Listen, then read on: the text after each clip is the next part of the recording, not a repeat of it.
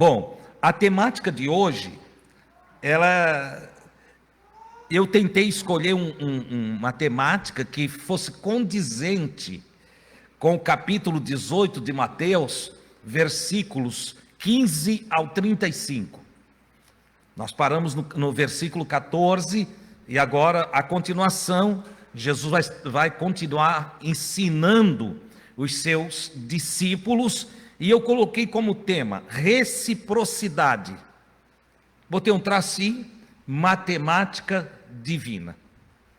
Ou seja, Deus tem a sua própria forma de fazer contas, de fazer acertos, de chamar para a prestação de conta. E ele usa não da matemática humana, ele usa da matemática divina. Mas para aí, irmãos, matemática não é universal? Matemática é universal. Einstein dizia que Deus criou todas as coisas através da matemática. Ele, através da matemática, criou todas as coisas. E de fato há uma geometria divina manifestada em toda a obra da criação, em todos os astros, planetas e em tudo que tem aqui na Terra. Tudo foi usado matemática. Mas é uma matemática que ela vai para além da matemática que conhecemos, daquela que aprendemos no primário, no segundo grau, e até mesmo os maiores físicos da atualidade não têm ainda a revelação da matemática mais profunda, que é a matemática de Deus. Então eu quero falar um pouquinho hoje à noite dessa questão aqui, a partir das palavras de Jesus. Obviamente eu não poderia falar de reciprocidade se primeiro eu não definisse e não significasse o que é reciprocidade. Por isso, eu tenho que explicar para vocês: reciprocidade é uma condição essencial para as qualidades das relações humanas. No casamento, na amizade, na família, na igreja, na sociedade, no trabalho, na escola, em todos os lugares, espera-se reciprocidade. O conceito de reciprocidade está presente em várias culturas e é apresentado como uma norma imprescindível para uma convivência saudável. Não há convivência saudável se não houver reciprocidade. Se eu só te faço bem e tu nunca me faz o bem, vai haver um choque, vai haver um afastamento. Nós podemos, sempre que eu começo qualquer coisa conceitual, eu gosto de começar em casa. Até marido e mulher, né? Marido e mulher, se não for fidelidade recíproca, não tem como continuar o casamento. Se não for um amor recíproco, se ela ama muito e ele não ama nada, não vai dar certo esse casamento. Se ele ama muito, ela não ama, não vai funcionar. Não tem como funcionar. Então veja a necessidade da reciprocidade. Nós temos que aprender esta questão. Continuando, o psicólogo Abraham Maslow, criador da hierarquia das necessidades humanas, constatou em suas pesquisas que o reconhecimento é um fator de grande impacto nas realizações do ser humano. Ele estudando, pesquisando, reconhecimento. Não há reciprocidade se não houver reconhecimento. Eu faço alguma coisa para você, eu te ajudo, eu te abraço, eu te abençoo, entende? Até eu te cumprimento com um bom dia, com uma boa noite. E se você não reconhece que há generosidade neste meu ato, se você não reconhece que há amor nessa realização minha, você não é recíproco. Consequentemente, eu passo uma vez boa noite e você olha para o outro lado. Passo outro dia, tudo bem com você? E você nem me dá importância. Conclusão, eu não vou mais falar nada para você. Entendeu? Por quê? Porque não houve reciprocidade. É preciso haver. Se não houver, e é interessante, porque quando nós vamos pensar neste conceito, até em relação a Deus, quando eu não sou recíproco para com Deus, vai ter problema. Deus faz de tudo por mim, abençoa eu de todos os lados, me enche de bens, bens que eu digo aqui, né? Me alimenta, me dá água, eu tenho vestimenta, tudo é produzido por tudo que Deus deixou aqui. Nós não temos uma coisinha sequer, entendeu? Mesmo a mais moderna das tecnologias, nós não as temos se não viesse de Deus. Se não viesse do Senhor. Espera aí, irmão Deus, não, computador é coisa do homem, né? Mas e o material para fazer? Veio da onde? Tu tirou da onde? Do ar? Tu chamou a existência coisa que não existe? Não.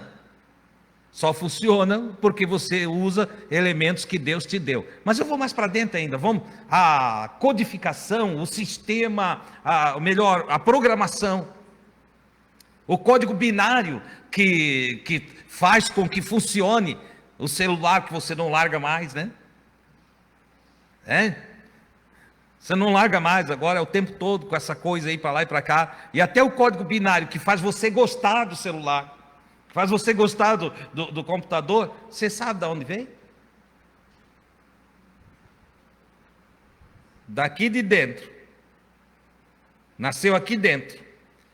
E quem é que colocou lá dentro a razão, a capacidade de raciocinar, de calcular, de desenhar, de fazer testes, de inventar? Quem colocou lá? Você não tem nada, eu não tenho nada, nós não temos nada que não tenha vindo de Deus. E aqui tem um problemão, porque nós nos esquecemos disso. Com facilidade a gente esquece. E a gente usufrui de tudo. E são pouquíssimos que agradecem. São pouquíssimos que se acordam pela manhã e têm o entendimento: puxa vida, enquanto eu dormia, minha alma viajava. E em suas viagens ela poderia ter se perdido e não voltado a mim. Como é que é isso, irmão Adilson? Outro dia eu te explico direitinho. Você sabia que cada vez que você entra em alfa, a sua alma faz uma viagem? Você já prestou atenção nos profetas do Antigo Testamento? E eles falam das suas andanças noturnas e das suas visões noturnas. Quando em sono profundo, a sua alma era dirigida pelo Altíssimo em lugares onde viam coisas que o olho não viu, que o ouvido não havia ouvido e que nem a mente humana tinha capacidade de pensar. Eles transitaram em mundos que estão para além do mundo físico. Então, se você olhar a cultura judaica, você vai descobrir que todos os dias pela manhã eles têm uma reza. A oração, irmão Deus, é reza. Todos os dias pela manhã eles têm uma reza, e a reza começa com o agradecimento de Deus deixar a alma deles voltar ao corpo. Porque ao ter consciência de que se acordaram e ainda estão aqui, eles louvam a Deus por ainda estar aqui. Olha que coisa extraordinária. E nós precisamos aprender isso e ser, então, recíprocos para com Deus, a fim de que possamos agradar a Deus. Devemos ser gratos em cada momento de felicidade, em cada momento de prazer. E quando eu falo de prazer, são os prazeres aqui da terra mesmo. Irmão Deus, agora é heresia. Prazeres aqui da terra não é para nós. Vai ler as Escrituras, meu filho. Vai ler as Escrituras. Você nunca leu lá? Goza a vida com a mulher que tu amas. Que coisa triste é querer gozar a vida com uma que tu não ama. Ou coisa ruim. Entende? Então, goza a vida com a mulher que tu amas. Bebe de bom coração o teu vinho. Era a bebida de destaque da época do Salomão, né? Então bebe com bom coração. É interessante essa frase, com bom coração. Porque tem aquele que bebe de mau coração, né? Ele encharca para poder cair. Vai lá e bebe todas. Vou beber e aprontar todas. É mau coração. Bebe de bom coração. Não deixa o vinho te beber. Bebe tu o vinho, tá? Porque se o vinho te beber, tu estás dominado por ele. Tu vai sair cambaleando, entende? E talvez caias pela estrada fora. Então não deixa o vinho te beber. Bebe tu o vinho, de bom coração. Entendeu? E te alimenta do que tu gosta. Tá lá. Sabe o que ele vai concluir? Ele diz, por quê? Comer, beber, viver a vida com quem tu amas é uma dádiva de Deus. Então, olha como Deus nos encheu de coisa boa aqui. Mas, como às vezes não somos recíprocos, nós deixamos até Deus de lado no aproveitar da vida. Queremos todos os dons, mas não queremos aquele que dá o dom. Queremos todas as dádivas, mas não queremos o que nos agracia com suas dádivas. Ainda conceituando reciprocidade, eu quero destacar uma palavrinha co-irmã da reciprocidade. A reciprocidade tem uma palavrinha que é irmã dela. Entende? Empatia. Essa é a palavrinha. O que é empatia? É o ato de se colocar no lugar do outro, para buscar entender como ele se sente. Essa é outra questão. Eu jamais serei um bom cristão se eu não for recíproco ao meu irmão, ao meu semelhante. E jamais serei um bom cristão se eu não tiver empatia, se eu não procurar entender o outro, se eu não procurar compreender por que o outro é daquele jeito, por que ele segue aquele caminho. Antigamente os crentes queriam ganhar o outro para Jesus, mas já chegavam dando com os dois pés no peito, né? Dava aquelas voadeiras do Kung Fu, né? Tá no peito dele. Você precisa aceitar Jesus, senão você está no inferno. Oh, meu Deus do céu. O outro já olhava, sai para lá, ô Satanás. Entende? Você precisa aceitar Jesus. Ou então chegava assim, o que você é? Aí o cara dizia, eu sou do candomblé. Como é que é? Sangue de Jesus tem poder. E já se afastava. Entendeu? Ora, empatia me leva a ter outra atitude. Vem cá, meu amigo, você congrega em algum lugar? Ah, sim. Eu pertenço eu frequento um terreiro de Umbanda que tem ali perto de casa. Ah, você frequenta um terreiro de Umbanda? Sim. Como é que é lá? Isso é empatia. É eu querer entender, é eu querer saber como o outro procede lá. A ignorância da maioria dos crentes vai dizer o quê? Ah, isso é do diabo. Como nós já acabamos com o diabo aqui. Expulsamos ele para toda sempre. Não foi? Outro dia eu fui cortar o cabelo lá no Guedes, ele que me deixou careca assim. Tá? E nós estávamos conversando, né? Sobre as pessoas que ainda não assimilaram. A ideia de Satanás não ser um ser e ser uma criação fictícia, ou o diabo, ou coisa que o valha. E aí o Guedes estava dizendo lá do sujeito que não cria em Deus, era ateísta, mas que acredita na existência do Satanás, do diabo. Eu digo, coisa interessante. Ele inverteu o processo. Ele eliminou Deus da vida dele e ficou com o folclore, entende? Judaico-cristão. Nós fizemos diferente. Aí o Guedes contava para mim. Ele falou de alguém lá que, eu não lembro direitinho a frase, mas é mais ou menos isso, né, Guedes? Falou de alguém que o Satanás aparecia lá na igreja dele direto, caía gente lá direto, e ele expulsa e tal. O Guedes, lá na nossa congregação, ele não vai não. Estou lá já há anos e não apareceu Satanás nenhum lá, não, entende? Porque nós corremos com ele daqui, né? A gente acabou com ele, então ele não vem. Só uma vez que veio um aqui e começou a querer fingir que era ele, o Jair deu um jeitinho, entende? Porque eu chamei o Jair, eu disse, o Jair é mais forte, né? Jair tem uma munheca que, entende? É uma marreta de 10 quilos. Eu disse, Jair, é para ti, vai lá. O Jair só deu uma encostadinha lá, ele ficou bonzinho. A reunião toda ele ficou olhando para mim aqui, numa santidade. Entende? Só no fim da reunião que ele encontrou uma brechazinha num irmão, porque sempre tem os irmãos que não aprendem, né? Sempre tem os irmãos que não aprendem. E ele encontrou uma brechazinha num ali que, não, Jesus, deu uma alisadinha, né? Não, Jesus vai te dar jeito em ti. Então, pronto, lá começou ele de novo. Aí foi eu que passei, eu disse, ei, cara, acabou, nego.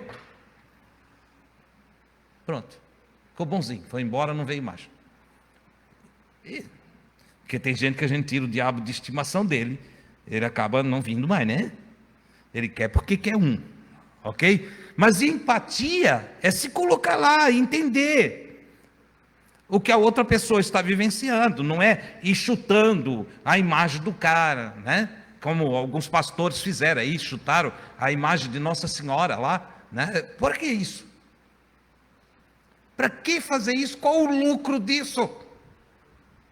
Se o outro entende que ali tem uma sacralidade, para que eu vou lá mexer com o que é sacro para o outro? Sacro aí, sagrado. Para que eu vou mexer? Por que eu tenho que chegar para um espírita e dizer que todo espírita está possuído, incorporado? Não, eu preciso estudar, nós temos que ser inteligente. O Paulo escreve em suas cartas, Paulo, o apóstolo, um dos homens inteligentes do apostolado de Jesus, ele disse, andai como sábios e não como tolos. Ainda em outra carta, andem como filhos da luz. Você sabe o que isso significa? Porque às vezes a gente lê ali e não presta atenção no que está escrito. Quando ele diz para a gente andar como filho da luz, ele diz, ande com lucidez. Provoca agora? Eu estou rindo antes de falar já. Ande com lucidez, seja Lúcifer. Ah, meu Deus do céu, agora endoidou tudo. Quando eu digo seja Lúcifer, Lúcifer não é o encardido, aquele que inventaram, aquilo lá não. Entendeu? Lúcifer é resplandecente estrela da manhã, iluminado, condutor de luz. E esse é o nome de Jesus, que eu não sei pelas quantas quiseram acabar com esse nome. Ou você nunca leu o Apocalipse, está escrito lá, eu sou Lúcifer, a resplandecente estrela da manhã. Obviamente você não vai ler a palavra Lucifer, porque ela está traduzida. Mas está lá, eu sou a resplandecente estrela da manhã. É Lucifer. Você está entendendo? Ele está falando de iluminação. Estão entendendo, irmãos? Sim ou não? Se não, então pode perguntar, tá bom? Eu paro de falar aqui, vocês perguntam, tá? Não, porque às vezes eu falo aqui e tem gente que não entende, aí vai embora todo enrolado. Meu Deus do céu, irmão Adilson só está pregando heresia. Eu não estou pregando heresia, eu estou abrindo o seu entendimento. Está lá, Di? Está ali? Não é eu que estou inventando? Apocalipse quanto? Apocalipse 22, 16. Quem é que está dizendo que é? Está ali. Vocês estão entendendo? Eu não vou inventar coisa para vocês. Agora, Pode acreditar que eu vou libertar vocês todos conforme as palavras que Deus me der. Vou libertar de conceitos, de medos, de temores. Eu estou empatando com vocês. Eu já fui medroso, eu já tive medo, eu já tive arrepio. Não tem aqueles arrepios que dá? Ai, irmão, se eu fui lá, senti um arrepio. Eu também já senti. A folha da bananeira balançando à noite, eu passando, parecia um homem que vindo atrás de mim. Um homem, o chifrudo lá, o encardido. E eu digo, é ele. Eu estava vindo da oração, aquilo era um medo. Era só a folha da bananeira balançando. Entendeu? Você nunca esteve trancado no quarto, a luz saiu, e um temor te invadir. Isso é coisa, eu não estou falando aos católicos aqui, porque isso eu acho que pegou mais os protestantes e evangélicos, que só se falava naquilo ali. Entendeu? Então, ter empatia, Deus te liberta, não é para você sair agora, entende? Com a libertação que Deus te deu, querendo pegar todo mundo pela camisa e trazer na marra para servir Jesus. Não é para você sair por aí, olhando para as pessoas e achando que você é a melhor pessoa do mundo. Você e eu, nós somos seres em evolução. Nenhum de nós virou anjo, não. O mais bonzinho de nós ainda precisa do amor de Deus, ainda precisa da graça do Senhor sobre a sua vida. O mais bonzinho. O mais santificado aqui ainda não é santo, santo, santo. Porque santo, santo, santo é o Senhor. Então, o mais santificado entre nós, entende? Nem na canonização da Igreja Católica não passa. Você sabia? Perdemos em muito para a Madre Paulina, perdemos em muito para a Madre Teresa, perdemos em muito para o Padre Cícero, que ainda só está em processo de canonização. E nós não chegamos nem pertinho deles. Entende? Nós temos que dar graças a Deus todos os dias pelas misericórdias do Senhor, que não nos deixam ser consumidos. Esse Senhor maravilhoso que dá tempo para nós dia após dia ir aprendendo e melhorando de vida. Então, a palavra semelhante à da reciprocidade é empatia. Para você entender, empatia é empatar. Eu estou aqui em cima, o outro está aqui embaixo. Empatia é eu descer, porque esse aqui não consegue subir. A pessoa que está aqui embaixo não tem condição de subir. Não para me alcançar. Então eu tenho condição de descer. Isso é humildade. Eu desço e eu venho aqui olhar do olho. E eu venho conversar com a pessoa e eu procuro saber de como que ela vê a vida. Eu procuro saber como... Pô, vem cá, tu invoca os orixás, é? O que é orixás? Que eu sei, orixás, tudo do demônio.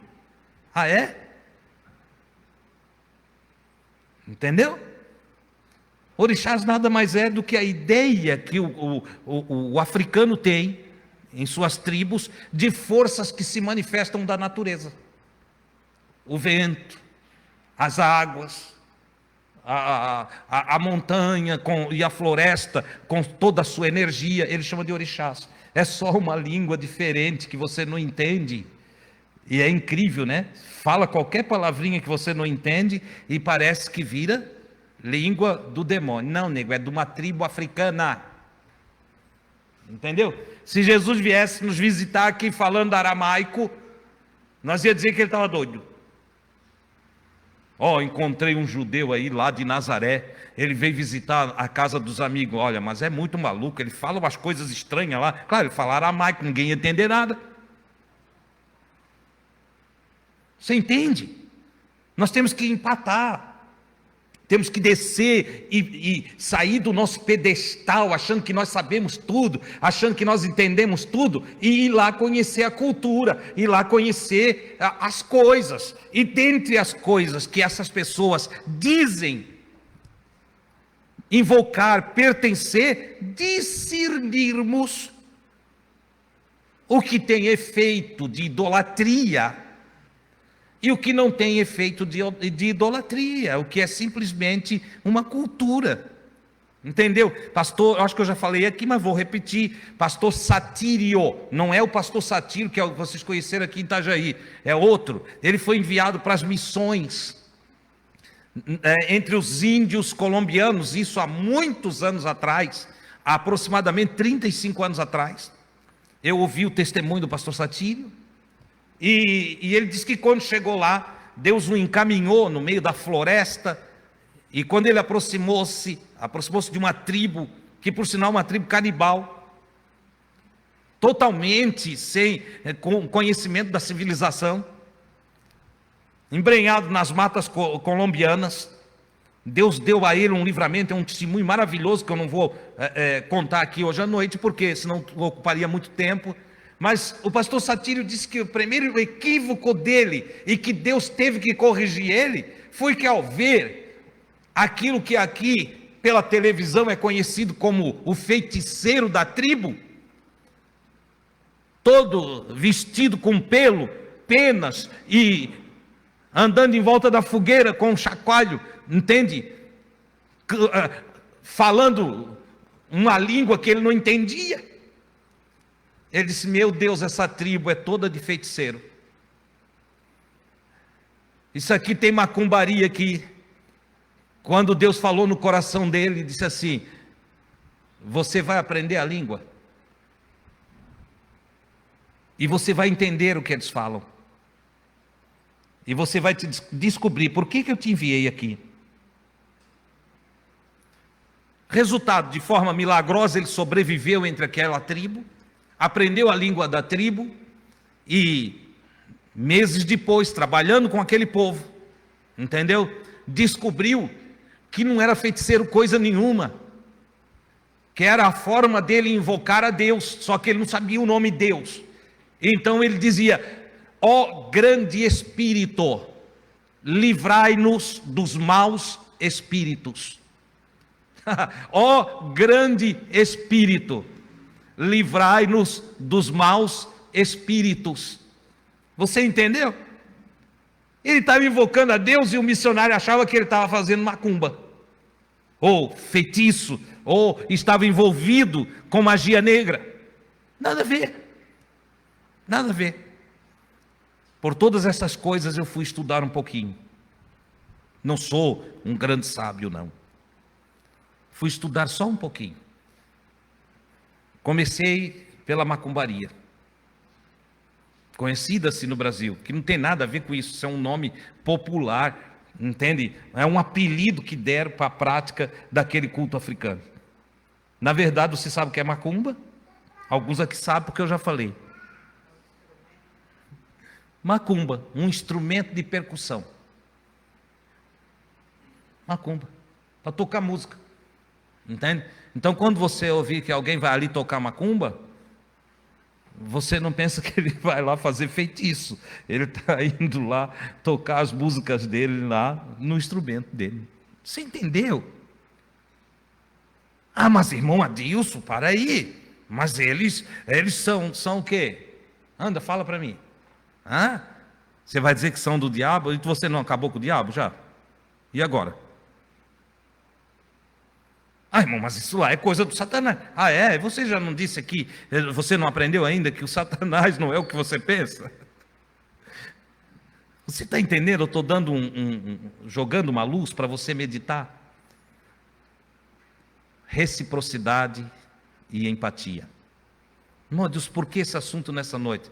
Porque eu quero te levar à disciplina entre irmãos. E eu aproveitei para expandir um pouquinho os assuntos de reciprocidade e empatia. Só é possível servir a Deus se tivermos empatia. Ora, a partir disto, eu quero falar com vocês sobre o ensino de Jesus, que trata da disciplina entre irmãos. Jesus disse que se tu ver o teu irmão errar, vai ter com ele. Isso é empatia. A reciprocidade deste assunto vai se dar no cálculo final da visão que Jesus dá para todos os seus discípulos, contando uma história. Já vou te mostrar. Mas o texto do capítulo 18, a partir do versículo 15, Jesus diz exatamente isso.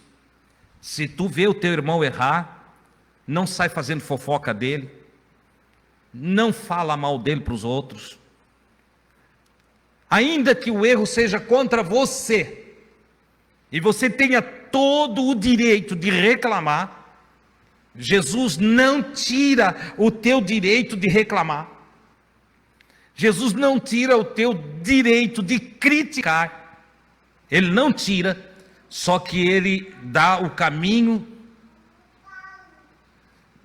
para quem você vai criticar e a quem você vai reclamar. Se tu vê o teu irmão pecar, ou errar, a palavra é errar, contra ti, ele fez algo desagradável aos teus olhos, aos teus ouvidos, ao teu ser, ele fez algo errado, Jesus diz, vai ter com ele, conversa com ele, não fala mal dele para os outros. Eu tenho visto mulheres que falam mal do marido para as pessoas, coisa feia, ficar falando mal do marido para os outros. Também tenho visto homens que às vezes falam mal da mulher, é ridículo, é de uma baixeza que não há palavras para nominar nessa noite. Um homem ficar falando mal da sua esposa, desfazendo a sua esposa, no sentido de ela não estar presente, ele está lá denegrindo a imagem da esposa, denegre na família, para os filhos, para os amigos, e até para desconhecidos. É uma coisa horrível. Ora, para quem serve a Cristo, a tua esposa também é tua irmã. O teu esposo também é teu irmão. Na família de Deus, somos irmãos. O esposo e a esposa estão dentro do nível humano, da nossa humanidade. Dentro do plano espiritual, somos todos irmãos. Incluindo o mandamento de amar o próximo, ele deve ser percebido e visto a partir desta visão. Meu próximo, mais próximo é minha esposa. Ninguém é mais próximo, nem minha mãe não é hoje mais próxima de mim do que a minha esposa. Para as irmãs, o próximo, mais próximo é o seu marido. De sorte que você deve amar. Você deve se exercitar em amor, zelar, cuidar, abençoar, tratar bem. E aí, desse núcleo que é a família, essa célula que forma a sociedade é a formação de famílias, formando um grande corpo social. Mas todo o evangelho começa em mim e em volta de mim, no mais próximo. E o que assim não for é bobagem. Como tem pessoa que deixa a mãe, o pai velhinho em casa, maltratado, e vai lá cuidar de jovem. Lá no outro lado, dizendo, não, que eu estou trabalhando para Jesus. Você sabia que nos dias de Jesus já tinha essa prática de abandonar os velhos, em nome de Deus, ajudar a igreja e fazer trabalho para a igreja? Não, irmão. Primeiro, você cuida dos seus. Paulo, apóstolo de Jesus, disse, aquele que não cuida dos seus é pior do que o infiel. O que é ser pior do que o infiel, meu Deus? E negou a fé. O cara que diz que crê em Deus e não cuida dos seus, não cuida da sua família, não cuida dos seus pais, não cuida dos seus filhos, ele é um fanfarrão brincando de ser crente. Você entendeu? Então, tudo no Evangelho nos aproxima daquele que está perto de nós. O Evangelho não é uma proposta, essa ideia de missões ao longe, é uma ideia moderna. E ela não é o propósito divino a partir das Escrituras. Porque a partir das Escrituras o propósito é: ficai em Jerusalém, terra dos apóstolos, até que do alto sejais revestidos de poder.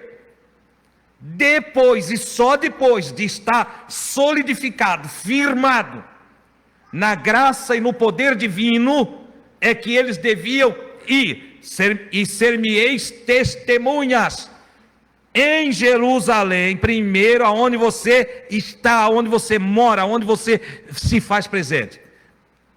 Samaria, Judeia, ainda dentro das terras, ou seja, Itajaí, Balneário Camboriú, entendeu? Samaria, vamos ali no outro estado, e por fim, confins da terra. Você consegue entender que as missões é para ser praticada do local, num extravasamento para o todo? Não é para pegar daqui, tira de Jerusalém e manda lá para a África. Não. Primeiro vai ser testemunha aqui onde tu é. Primeiro tem a confirmação da congregação aonde tu vive. Depois de você ser confirmado aqui e tudo aqui testificar a favor do teu ministério, tu vai ali para o lado. E assim sucessivamente. Ou talvez tu nunca precise sair dali. Tem casos dos próprios apóstolos que não saíram de lá. Por quê? Porque a evangelização no local foi tão bem feita que os próprios que vieram de fora levavam. Foi tão bem feita que extravasou, indo, e chegou até nós. Você entende? Ora, esse é o princípio de nós fazermos o que Deus disse para fazer. Se tu vê o teu irmão errar, então não faz fofoca, não faz confusão, não sai por aí criticando, não entrega para o pastor, não entrega para o padre, não entrega para o bispo, não entrega para ninguém. Seja uma pessoa amorosa, vai lá ter com o teu irmão, se ele te der ouvido, tu conquistasse esse irmão passa a ser teu amigo, a comunidade não perdeu ele, porque ele não ficou triste, entendeu? É entre vocês dois, resolve entre vocês dois, não precisa mais ninguém saber. Só que ele continuou fazendo coisa errada para você. Aí Jesus diz, então você chama 2 testemunhas, ou 3, testemunhas aqui, 3 pessoas maduras da comunidade, que vão lá contigo. Agora não é só você pedindo para ele se consertar, é você mais 3 pessoas idôneas, não é idosa, porque tem velho que não sabe nada, entende? É idôneo, né? Tem idoso que não dá para escutar nada que ele fala, entende? Tem que ser idôneo, maduro, inteligente, capaz, entendeu? Convida mais 2 ou 3, daí vocês vão lá de novo. Olha que processo maravilhoso, né? Agora tem mais gente sabendo, porque precisa ganhar o irmão. O irmão não faz assim, não é dessa forma que se age, não é dessa maneira, entende? Em todo esse processo você sabe que o que você está fazendo vai ser recíproco.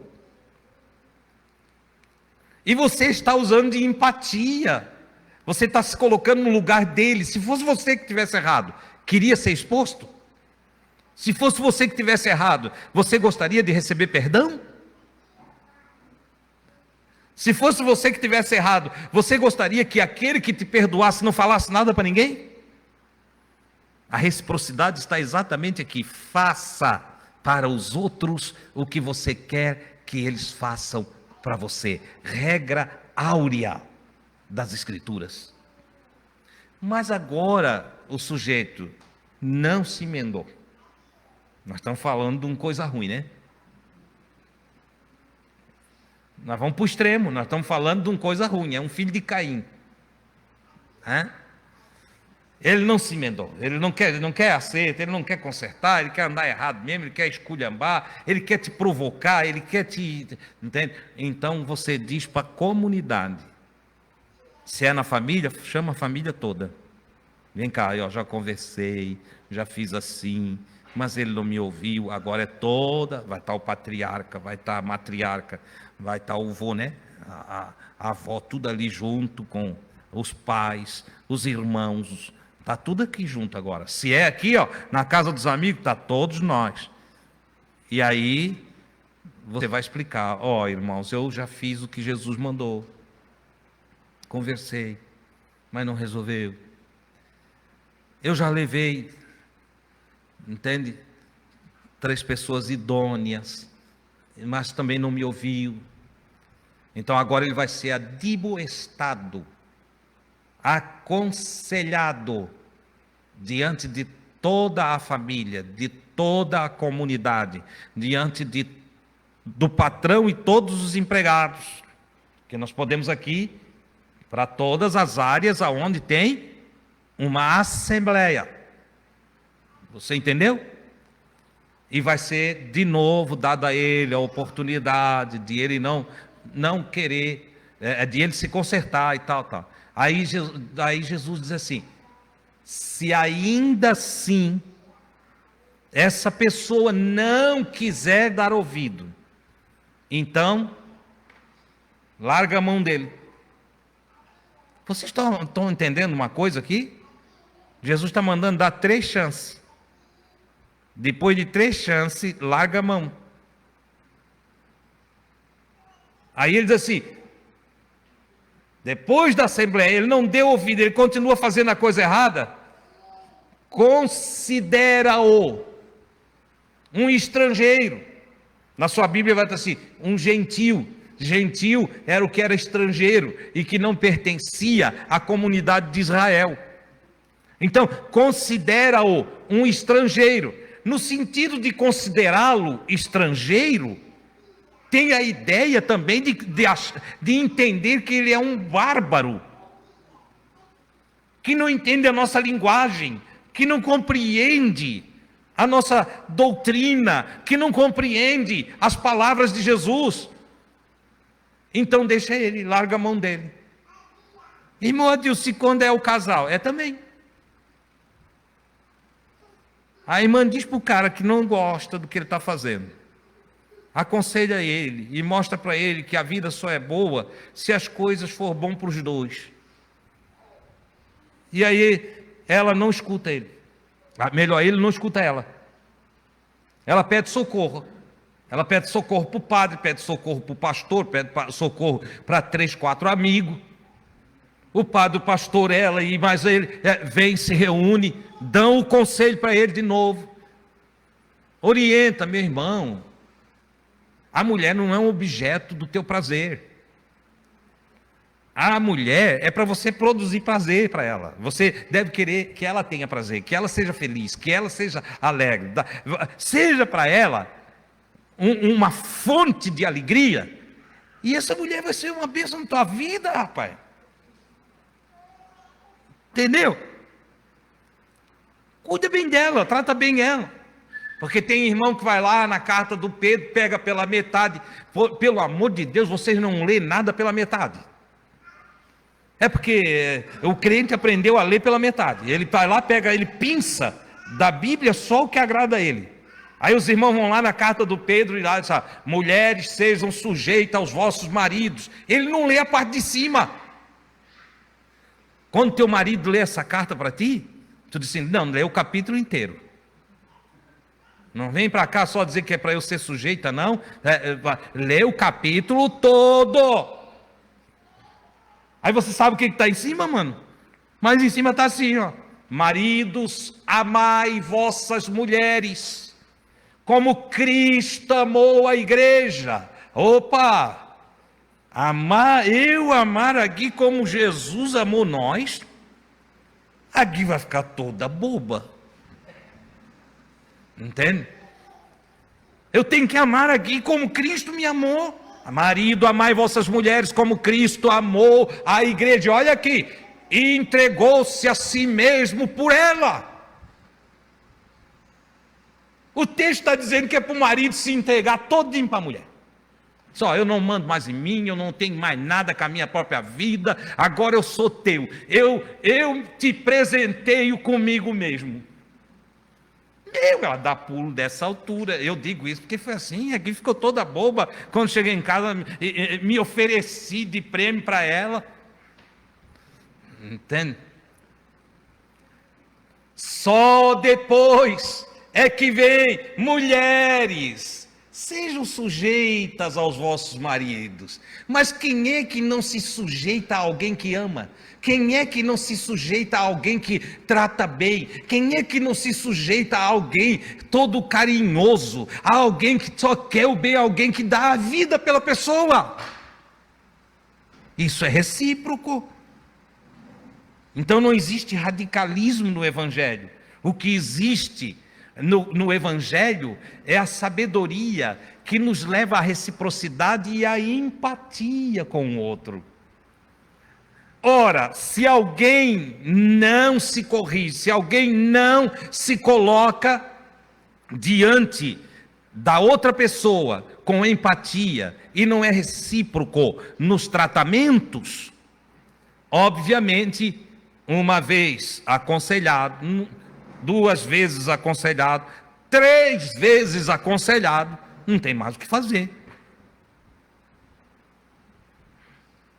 O burro velho quer ser mandado embora mesmo. Não é assim? O asnozinho tem que ir para o zoológico.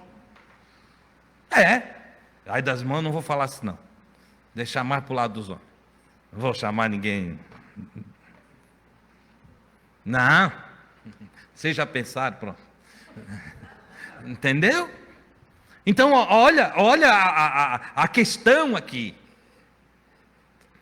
Deixa para lá. Sabes qual é o problema nosso? Nosso grande problema é que nós queremos converter todo mundo. E tem os que não se convertem. Paulo escreve, se não me foge a memória, aos Romanos. E ele diz: nem todos creem no Evangelho. Crer no Evangelho não é uma imposição divina. Deus não faz as pessoas crer no Evangelho. Deus manda anunciar o Evangelho, mas é as pessoas que vão escolher se querem seguir o Evangelho ou se não querem seguir o Evangelho. Nós não convertemos ninguém. Nós não conseguimos mudar a cabeça de ninguém, não. Isso é um trabalho do Espírito. O Espírito de Deus é que convence a pessoa. Mas convence que pessoa? Aquela pessoa que no seu interior tem sede e fome de justiça. Aquela pessoa que quer mudar de vida, que diz: eu não posso continuar sendo o que eu sou. Eu queria ser uma pessoa melhor. Eu queria estar mais ligado a Deus. Eu queria fazer um contato melhor com Deus. Eu gostaria tanto de andar direito, que Deus olhasse do céu e se alegrasse comigo.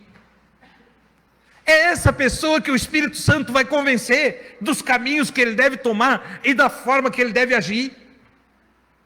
Agora tem aquele que não está nem aí, ele não quer mesmo, ele não quer e não está afim. Veja que Jesus chegou ao extremo e disse: se levar para a assembleia, e mesmo na comunidade, seja familiar ou da assembleia, igreja, ele não te deu ouvido, considera um forasteiro, um estrangeiro, um bárbaro, alguém que não quer conviver com você, alguém que não quer estar com você. Libera ele. Libera ele. Para concluir, ainda tratando de reciprocidade, o perdão deve estar sempre no nosso coração. Porque nesse momento Pedro olha para Jesus, quando Jesus está ensinando isso, Pedro, apóstolo, olha para Jesus e diz assim: ô Jesus, dá licença. Porque na reunião de Jesus as pessoas conversavam assim, falavam, né? Na nossa aqui vocês ficam só daí, ficou no modelo religioso, e vocês ficam daí ouvindo, né? Alguns até dormem. Mas na verdade é para nós estar conversando, entendeu? Dá licença, Pedro chegou lá, dá licença. Entende? Já acorda todo mundo quando não pede licença, né? O cara está ali quase babando, E aí um pede licença e diz: o que foi? O que está acontecendo aqui? Entendeu? Aí é até bom quando tem pergunta, porque as pessoas se acham, se acordam. E o Pedro disse: dá licença, Jesus. Jesus disse: pois não, Pedro, o que está vendo? Olha, Jesus, quantas vezes a gente tem que perdoar? Jesus tinha acabado de dizer que até 3 já estava bom, né? Aí o Pedro: quantas vezes nós temos que perdoar, Jesus? 7. 7 é um número cabalístico, é um número em que os judeus têm como infinito, entende? É um número que representa muita coisa para o judeu, o número 7. Por isso que você chega lá no Apocalipse, o João do Apocalipse está lá escrevendo 7 selos, 7 trombetas, 7 taças, 7 estrelas, 7, tudo é 7, tudo é 7, entendeu? Esse para eles é um número cabalístico, né? Então, 7 é infinito, 7 é o X para nós. Fui lá X vezes. Aí você, muitas vezes. Entendeu? Então o 7, ele disse: Senhor, quantas vezes temos que perdoar? 7. Poxa, ele estava dormindo. Ele estava dormindo. Jesus tinha acabado de dizer que da terceira vez larga a mão. Aí ele vem e pergunta se é 7. Jesus diz: não é 7 não, ô dorminhoco. É 70 vezes 7 para ti. E aí já tem gente que pensa que Jesus mandou perdoar 490 vezes. Depois de 490 vezes, elimina. Não é isso que Jesus está falando. Jesus deu uma resposta, entende? Firme, em cima do questionamento do Pedro. Entendeu? Que 7 o quê, Pedro? É 70 vezes 7. Se o Pedro estava dormindo, ele não entendeu que o problema era individualizado. Se o teu irmão peca contra ti, erra contra ti, comete alguma falha contra a tua pessoa. Agora tem o perdão que é estendido constantemente a todos os seres humanos. Falhamos o tempo todo, aí Jesus chega e já bota lá em cima a conta. Se eu falar só 7, o Pedro fica preso no 7, não perdoa mais ninguém. Entendeu? Se eu falar que é só 3, o Pedro já está todo atrapalhado, ele... Pedro, é 70 vezes 7. O Pedro calou a boca. Ficou fazendo conta, não sei se ele sabia a tabuada de 7. Entendeu? Eu não sei. A Escritura diz que eles eram pessoas iletradas e indoutas. Não tinha doutor ali naquele momento. Entende? E aí, Jesus termina de falar isso, mas eu vou contar uma história para vocês entenderem a questão do perdão. Aí é que vem a palavra reciprocidade. Porque daí Jesus disse: tinha um rei, e chegou um tempo dele acertar conta com os seus empregados, e ele mandou chamar, e tinha um que devia, eu já perdi a conta aqui, era coisa de muita prata, impagável. E ele chamou esse cara, o cara veio e disse: não tem. Então o rei disse: olha, vende ele, vende a esposa, vende os filhos e vende todos os bens que ele tem, por conta da dívida que ele deve para mim. Vender aqui, você sabe que naquele tempo tinha escravidão. Então, e tudo que como escravo, ele, a mulher, os filhos e toda a propriedade estava sendo confiscada para ele pagar a dívida que ele tinha. Olha só, alguém que fez a conta de que se o homem vivesse 70 anos, não conseguia pagar a dívida. Mesmo sendo vendido como escravo e tudo mais, não ia nem chegar perto do que ele devia. Era impagável a dívida dele. E aí Jesus disse: mas esse homem, ele se jogou no chão, se prostrou, se deitou com o rosto na areia, prostrar-se, jogar-se de bruços no chão, com o rosto no pó, prostrou-se diante daquele rei e disse: tem misericórdia de mim, dá uma chance para mim, dá um tempo para mim que eu te pagarei. E aquele rei encheu-se de compaixão, de empatia. Naquele momento, o gesto do indivíduo fez com que o rei na sua consciência descesse do seu trono e empatasse, era como se o rei se jogasse no chão com ele, olho no olho. E isso moveu o rei de compaixão, e o rei disse: levanta, levanta, vou fazer diferente, está perdoada a tua dívida, está perdoada. Pensa a alegria, pensa os sorrisos. O homem não sorria, o homem chorava de emoção, chorava de alegria, porque a alegria, quando é grande demais, tira o sorriso da face e põe a lágrima. A lágrima é a expressão mais profunda da alma. Parece que eu vejo lá escorrendo lágrimas no rosto daquele camarada. O rei me perdoou, o rei teve misericórdia de mim, o rei teve compaixão de mim. E estava já vindo o outro para acertar a conta, ele saiu dali, foi embora alegre, foi embora feliz. Só que no caminho, o que acontece?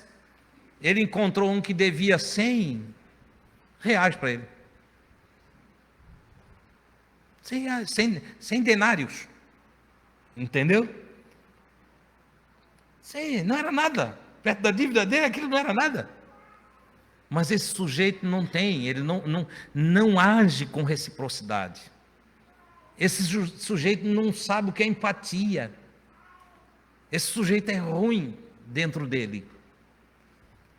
Esse sujeito não ama. Ele pega o que deve R$100, ele pega pelo pescoço. A Bíblia diz isso. Pegou pelo pescoço. Ele disse: me paga o que tu deves. Sabe aquilo quando o sujeito está enraivecido? Diz: me paga o que tu deves, senão eu acabo contigo. Entendeu? Me paga o que tu deves. Ele disse: eu vou te pagar. Tem compaixão de mim, tem misericórdia de mim. O que ele fez para o rei? Lá na frente do rei, agora o cara fez para ele. E o cara disse: tem misericórdia, dá um tempo para mim, eu vou te pagar. Ele disse: não tem tempo, coisa nenhuma. Olha a ruindade. Não tem tempo, coisa nenhuma. Chama aí a polícia. Chamaram a polícia. Leva esse vagabundo. Esse caco me deve e não paga. Leva ele. E levaram preso. As leis da época eram assim. Levaram o cara preso. Os outros amigos de trabalho, os outros conhecidos, que tinham se alegrado lá, agora ficaram tristes. Disse: poxa vida, que tristeza. Ele lá foi perdoado de uma dívida impagável, e agora ele manda prender por uma ninharia o sujeito. Jesus conta essa história para fazer os apóstolos entender que Deus nos perdoa todos os dias, nós falhamos todos os dias. A nossa dívida com Deus é impagável. Nenhum de nós consegue pagar a Deus por perdão algum. Todos nós estávamos condenados, e não tinha nada que pudéssemos dar pela nossa alma, como está escrito: o que dará o homem em resgate da sua alma? Que pagamento o homem oferecerá para Deus por causa da sua alma? O homem não consegue pagar o resgate da sua alma. O ser humano não consegue viver para sempre, a não ser que ele conte com a benevolência, com a graça, com a misericórdia, com o perdão de Deus. E aqui está a matemática de Deus. Deus estabeleceu um parâmetro: quem quer perdão deve perdoar. Quem quer ser solto deve soltar. Quem quer ser livre tem que libertar. Quem quer ser amado tem que amar. Essa é a matemática de Deus que eu falei para vocês no início dessa mensagem. Não tem cálculo favorável para nós se nós só temos cálculo que pesa para o outro. Se na matemática divina nós na vida medimos estreito para o outro, nós passaremos pelo estreito da nossa medida. Se nós pesamos forte para o outro, é nós que teremos que ser pesado fortemente com o nosso peso. Como disse o mestre amado, com a medida que vocês medir, vocês serão medidos. E com o peso com que vós pesardes, vocês serão pesados. Não tem como escapar. Com o juízo que julgardes, serei julgado. Não foi à toa que o mestre dos mestres disse: não julgue ninguém, não julgueis. E ele termina: porque quem não julga não é julgado. Você já entendeu isso? Que só será julgado os que julgam os outros? Só será julgado aquele que julga o outro. Quem não julga o outro não será julgado. Alguém diz para mim: como é que eu escapo do juízo, irmão Adilson? Simples: não julga ninguém. Não julga ninguém. Tu entra no reino da glória levando tapinha nas costas. Vem, servo bom e fiel, entra para o repouso do teu Senhor. Olha que coisa maravilhosa. Aquele Senhor ouviu a queixa dos outros servos e mandou chamar de volta aquele que tinha sido perdoado. Aqui tem uma lição, eu vou finalizar já, mas aqui tem uma lição que vocês precisam guardar. Nós nunca paramos de errar enquanto vivemos aqui. Concordam? Tem alguém aqui que não erra mais? Queria conhecer esse querubim.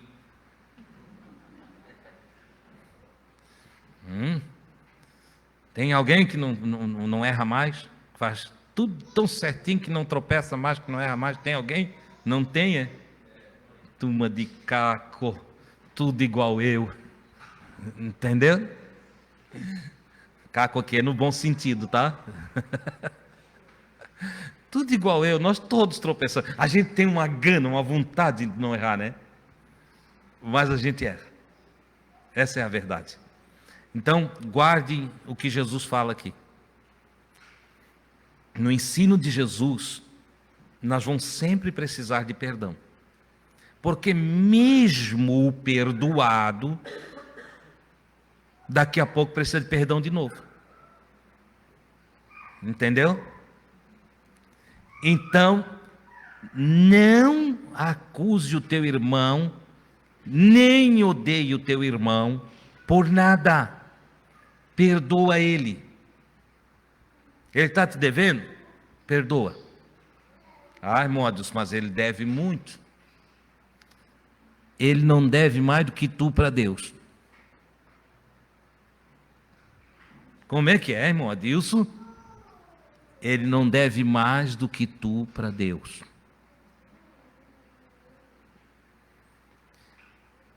O senhor daquele servo disse: vem cá, servo mau. O texto lá vai colocar assim: servo mau. Eu não perdoei a tua dívida quando tu implorasse para mim e pedisse misericórdia, eu não te perdoei. Como, pois, saindo daqui, tu bota o outro na cadeia? Como é que tu prende o outro? Como é que tu trata o outro diferente do que eu te trato? Ah, que mensagem! Como podemos tratar o nosso irmão diferente do trato que Deus tem para conosco?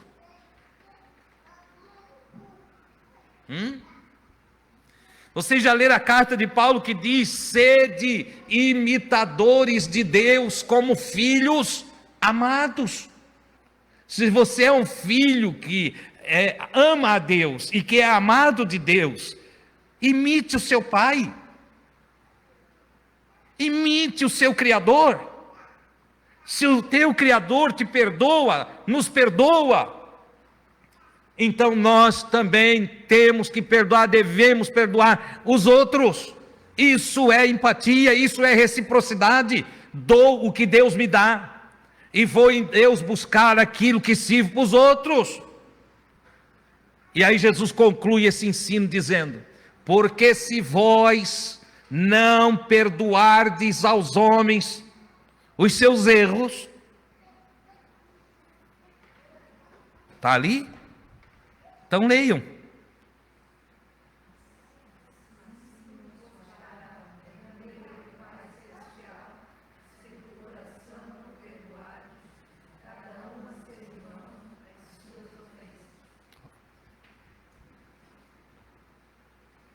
Porque se vós não perdoardes aos homens os seus erros, seus tropeços, suas ofensas, o vosso Pai Celestial fará com vocês assim. Assim como? Está em cima.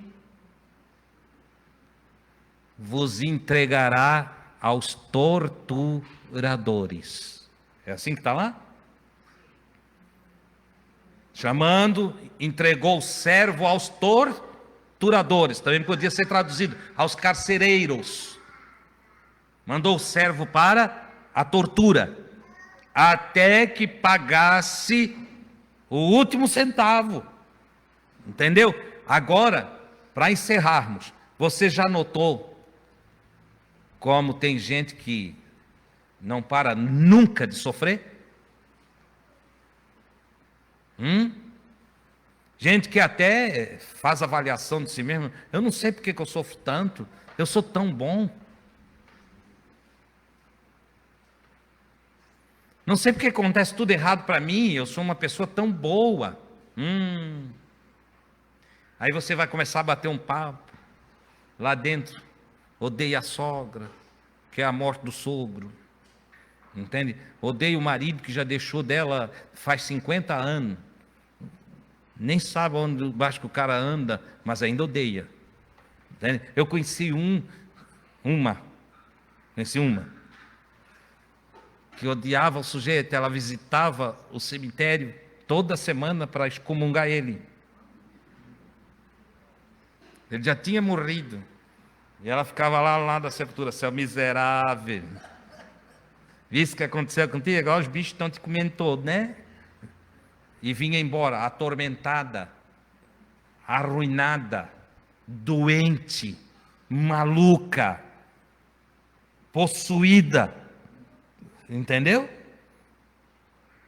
Os verdugos, os torturadores, os carcereiros da alma, a dominam, a trancafiam dentro do seu próprio estado de inércia espiritual, seu estado de escuridão, de involução, não de evolução. Você entendeu? Vosso Pai fará assim se vocês de coração não perdoardes as outras pessoas. De coração, porque não adianta vir com blá blá blá, né?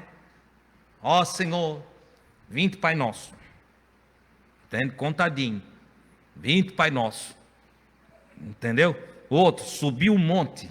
Vou subir um monte e vou passar a noite em oração. Para Deus me abençoar, para Deus me socorrer. Mas aí não perdoa. Aí não trata os outros com empatia. E aí não tem o cuidado do que fala dos outros. E aí não agem com a disciplina do Cristo, mas processam uma vida má. Não tem paz para aquele que tortura. Não tem alegria para aquele que odeia. Não existe saúde para a alma que guarda rancor, amargura. Não. Essas coisas são dádivas de Deus para a alma que é recíproca, para a alma que sabe empatar com a outra alma, para a alma generosa. Para os misericordiosos tem misericórdia, para os que perdoam tem perdão, para aqueles que amam tem amor, para aqueles que querem empurrar para dentro do céu o seu irmão, tem céu para eles. Oh, glória a Deus! A vida é maravilhosa para aqueles que, ouvindo o Cristo de Deus, fazem a vida maravilhosa, processam a vida para o bem-estar, idealizam a vida para serem bem-sucedidos em seus relacionamentos. Não tem como ter uma vida bem-sucedida, ter uma vida abençoada, tendo relacionamentos trincados, arruinados, farposos. Não tem como. É preciso que em nós haja o mesmo sentimento que houve em Cristo Jesus. Que Deus continue vos iluminando, continue dando a vocês a graça para ser tudo isso que Jesus diz que nós devemos ser. A você e a mim, abundante graça de Deus para viver a vida de forma esplêndida, de maneira maravilhosa.